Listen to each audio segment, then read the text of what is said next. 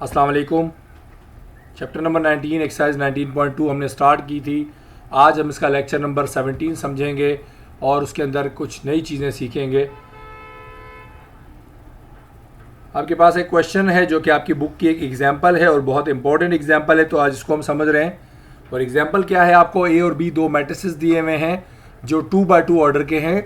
आपको क्या करना है, इनकी प्रॉपर्टी वेरीफाई करनी है कि ए बी का इन्वर्स जो होगा, यानी ए और बी का जो इन्वर्स निकलेगा वो इक्वल होगा B inverse into A inverse. ये प्रॉपर्टी आपको याद रखनी है हमेशा, एमसीक्यूज़ के लिए भी इंपॉर्टेंट है। आपको पता होना चाहिए ए बी का इन्वर्स इक्वल नहीं होता A inverse dot B inverse के, हमेशा इक्वल होता है B inverse dot A inverse के। जिस तरह हमने एक प्रॉपर्टीज़ की ये भी पढ़ी थी कि A B the whole transpose equals to B transpose into A transpose, वो भी इसी से रेलिवेंट प्रॉपर्टी थी। तो हमेशा आपको याद रखनी ये प्रॉपर्टीज़ हैं, ये कभी भी सिंपल नहीं होगी, यानी A B equals to A B के फॉर्म में नहीं आएगा, ए बी इक्वल टू हमेशा बी ए की फॉर्म में आंसर आता है मैट्रिसेस के अंदर। सो हमें वेरीफाई करना तो हम प्रूफ लिखते हैं और सबसे पहले जो वेरिफिकेशन करनी है उसको दोबारा से लिख दिया। देन हम क्या करते हैं, एक लेफ्ट हैंड साइड ले लेते हैं, लेफ्ट हैंड साइड पे जो भी लिखा है उसको आपने एज इट इज़ लिख लिया। अब हमें पता है पहले ए और बी का मैट्रिक्स हमें निकालना है, उसके बाद उसका हम क्या निकाल सकते हैं, इन्वर्स निकाल सकते हैं। तो अब हम बात करते हैं ए बी, यानी दोनों मैट्रिसेस को लिख दिया। अब इनका प्रोडक्ट निकालेंगे। आपको पता है मैट्रिसेस को हमेशा कैसे मल्टीप्लाई करते हैं, रो को हमेशा कॉलम से मल्टीप्लाई करते हैं, देन उसी रो को दूसरी कॉलम से करते हैं, देन सेकंड रो को फर्स्ट कॉलम से और सेकंड कॉलम से मल्टीप्लाई करते हैं। सो आइए मल्टीप्लाई करते हैं। 3 जब मल्टीप्लाई होगा 6 से तो हो जाएगा 18 और 7 7 से होगा तो हो जाएगा 49, तो ये बनेगा 18 प्लस 49। सिमिलरली 3 जब 8 से होगा 24, 7 जब 9 से होगा 63, तो बन जाएगा 24 प्लस 63। अब सेकंड रो को फर्स्ट कॉलम से कर रहे हैं तो 2 into 6 12 plus 5 into 7 35, 2 into 8 16 plus 5 into 9 45। तो ये हमने क्या किया, ए और बी को आपस में जब मल्टीप्लाई किया, मल्टीप्लाई करने के बाद ये कंडीशन आ गई। और हम चूंकि अब डायरेक्ट कर सकते हैं क्योंकि हम काफ़ी लेक्चर समझ चुके हैं मल्टीप्लिकेशन के, तो अब आप इसको बिल्कुल थोड़ा सा डायरेक्ट स्टेप में मल्टीप्लाई कर सकते हैं। तो ए इंटू बी हमारे पास ये कंडीशन आई थी। अब इनको हम ऐड कर लेंगे तो सम करने के बाद क्या आंसर आता है, 49 में 18 आपने ऐड किया तो ये आपके पास आ जाएगा 67, 12 में 35 ऐड किए ये आ गए 47, एंड 24 में 63 ऐड किए हो गए 87, एंड 16 में 45 ऐड किए हो गए 61। ये आ गया ए बी। अब याद रहे, हम किसी भी मैट्रिक्स का इन्वर्स निकालते हुए हमेशा एक चीज़ का ख्याल करते हैं कि वो कोई सिंगुलर मैट्रिक्स ना हो। याद रहे, एक सिंगुलर मैट्रिक्स का इन्वर्स जो है कभी भी एग्जिस्ट नहीं करता। तो हमेशा आपको कभी भी अगर किसी मैट्रिक्स का डिटर्मिनेंट निकालना होगा, सॉरी इन्वर्स निकालना होगा, तो हमेशा आप सबसे पहले क्या करेंगे, ये कंफर्म कर लेंगे क्या वो एक सिंगुलर मैट्रिक्स तो नहीं है, क्योंकि सिंगुलर मैट्रिक्स की कंडीशन में कभी भी उसका आंसर नहीं निकलता, उसको मजीद सिंप्लीफाई हम नहीं कर सकते।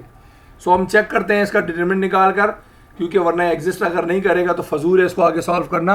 तो हमेशा जब भी आप ए बी या किसी भी मैट्रिक्स का इन्वर्स निकालना चाहेंगे 100% पहले उसका डिटरमिनेंट निकालेंगे। अगर तो वो ज़ीरो नहीं आएगा तो ठीक है, अगर ज़ीरो आएगा तो सवाल वहीं ख़त्म हो जाएगा, उसको मज़ीद सॉल्व करने की ज़रूरत नहीं आएगी। सो हम डिटरमिनेंट की फॉर्म में हमेशा लिखते हैं किसी भी मैट्रिक्स को पहले, और उसके बाद हमेशा क्रॉस मल्टीप्लाई करते हैं, इसको इससे और इसको इससे, और बीच में हमेशा फार्मूला आता है माइनस का, यानी माइनस का फार्मूले का माइनस आएगा। अब 67 को 61 से मल्टीप्लाई कर देंगे तो 4087 आएगा, माइनस रहा, इसको जब इससे मल्टीप्लाई किया 4089 आया, दोनों को हमने माइनस किया तो माइनस का 2 बच गया। इट मीन्स जीरो नहीं है, जीरो के अलावा जो भी बचे उससे कोई फर्क नहीं पड़ता। तो इट मीन्स ये नॉन सिंगुलर मैट्रिक्स है, और नॉन सिंगुलर मैट्रिक्स का मतलब उसका इन्वर्स एग्जिस्ट करेगा। याद रहे, अगर सिंगुलर मैट्रिक्स आ जाता है, यानी कि जीरो आ जाए किसी मैट्रिक्स का डिटरमिनेंट, वो एग्जिस्ट नहीं करता, उसका इन्वर्स एग्जिस्ट नहीं करता, इसलिए इसको कभी भी आगे सॉल्व नहीं करते। सो चूंकि नॉन सिंगुलर है, इन्वर्स एग्जिस्ट करेगा, इसलिए हम इसको सॉल्व करेंगे। तो अब आपको पता है अगर ए बी मैट्रिक्स ये है तो हम एडजॉइंट ऑफ ए बी निकालेंगे। हमें क्या करना है, अब एडजॉइंट ऑफ ए बी निकालना है। एडजॉइंट का मतलब क्या होता है, 2x2 के अंदर ये जो दो आप डायगोनल एलिमेंट्स देख सकते हैं, ये वाला जो डायगोनल है, मेन डायगोनल जिसको कहते हैं, इसके नंबर्स को हम चेंज कर देते हैं, एक्सचेंज करते हैं। 67 61 की जगह चला जाएगा, 61 67 की जगह चला जाएगा। देखो इन दोनों की जगह चेंज कर दी। और ये जो दूसरे डायगोनल के एलिमेंट्स होते हैं इनकी साइंस चेंज करते हैं, सिर्फ पॉजिटिव हो तो माइनस में लिखते हैं, माइनस हो तो नेगेटिव, माइनस में हो तो प्लस में लिख देते हैं, पॉजिटिव हो तो नेगेटिव लिख देते हैं। तो यहाँ देखिए दोनों पॉजिटिव नंबर थे, दोनों को मैंने क्या कर दिया, नेगेटिव करके लिख दिया। अब चूंकि एडजॉइंट ऑफ बी, फिर दोबारा से एक बार समझ लें किसी भी मैट्रिक्स का एडजॉइंट कैसे निकलता है, इन दो की हम रिप्लेस करते हैं, जगह इनकी चेंज करते हैं और इन दो की सिर्फ साइन चेंज करते हैं, तो ये उनका एडजॉइंट बन जाता है। अब हमने ये क्यों निकाला, आप देखें, आपको पता होना चाहिए किसी भी इन्वर्स का फॉर्मूला, किसी भी मैट्रिक्स का जब इन्वर्स निकालते हैं उसका फॉर्मूला होता है 1 over determinant adjoint of determinant. यानी अब चूंकि हम ए बी का इन्वर्स निकालना चाह रहे हैं इसलिए डिटर्मिनेंट हमेशा अपॉन में किसका आएगा, ए बी का ही आएगा और इसी मैट्रिक्स का एडजॉइंट भी आएगा। अगर यहाँ सिर्फ ए होता तो ए का इन्वर्स इक्वल होता 1 ओवर ए का डिटर्मिनेंट एडजॉइंट ऑफ ए। ठीक है, अब हम ए बी का इन्वर्स लिखेंगे, 1 ओवर ए बी का जो डिटर्मिनेंट हमने अभी निकाला वो -2 आया था, एडजॉइंट ऑफ ए बी जो वैल्यू आई ये वाली, अब ये कभी भी नहीं लिखेंगे, एडजॉइंट ऑफ ए बी की वैल्यू लिख देंगे। ये हमारे पास क्या आ गया, हमारा ए बी का इन्वर्स निकल आया। अब ए बी का इन्वर्स फाइनल हमारा आंसर है लेफ्ट हैंड साइड का, तो हम इसको नाम दे देंगे लेफ्ट हैंड साइड का कि लेफ्ट हैंड साइड का आंसर है। और अब हम इसके बाद क्या करेंगे, राइट हैंड साइड लिखेंगे, टेकिंग राइट हैंड साइड, और राइट हैंड साइड क्या है, B inverse dot A inverse है। तो हम सबसे पहले क्या करेंगे, बी मैट्रिक्स लिखा है तो पहले बी का इन्वर्स निकालेंगे फिर ए का निकालेंगे। सो बी मैट्रिक्स आपको जो दिया हुआ है आपने वो लिख लिया। अब बी का हम सबसे पहले क्या करेंगे, इन्वर्स निकालने के लिए हमेशा शर्त होती है, पहले आप चेक करते हैं कि वो एक सिंगुलर मैट्रिक्स तो नहीं है जिसको आप निकालने जा रहे हैं। सो बी का आप डिटरमिनेंट लिखेंगे, डिटरमिनेंट की फॉर्म में आपने लिख दिया दोनों तरफ, देन क्रॉस मल्टीप्लाई किया, इसको इससे मल्टीप्लाई किया, इसको इससे मल्टीप्लाई किया, बीच में हमेशा माइनस फॉर्मूले का आता है, देन इसको मल्टीप्लाई किया, 54 हो गया, -56 हो गया, दोनों को माइनस किया, -2 आ गया। और ये भी एक नॉन सिंगुलर मैट्रिक्स है, इसका मतलब इसका एग्जिस्ट करेगा, इन्वर्स जो है बिल्कुल एग्जिस्ट करेगा। सो अब दोबारा हम क्या करेंगे, बी मैट्रिक्स लिखेंगे, एडजॉइंट ऑफ बी निकालेंगे, इन दो की जगह बदल देंगे और इन दो की साइंस चेंज कर देंगे। तो 6 9 को 9 6 लिख देंगे और पॉजिटिव नंबर्स को नेगेटिव में लिख देंगे। अब ये हम बी निकाल रहे हैं, सो बी इनवर्स का फॉर्मूला क्या होगा, 1 ओवर बी का determinant multiply by adjoint of B. तो हम यहाँ वैल्यूज पुट कर रहे हैं, बी इनवर्स की जगह ऐसे लिखा, 1 ओवर बी की जगह उसका जो डिटर्मिनेंट निकाला वो लिखा, और एडजॉइंट ऑफ बी, ये बी नहीं लिखना है, एडजॉइंट ऑफ बी लिखना है हमेशा।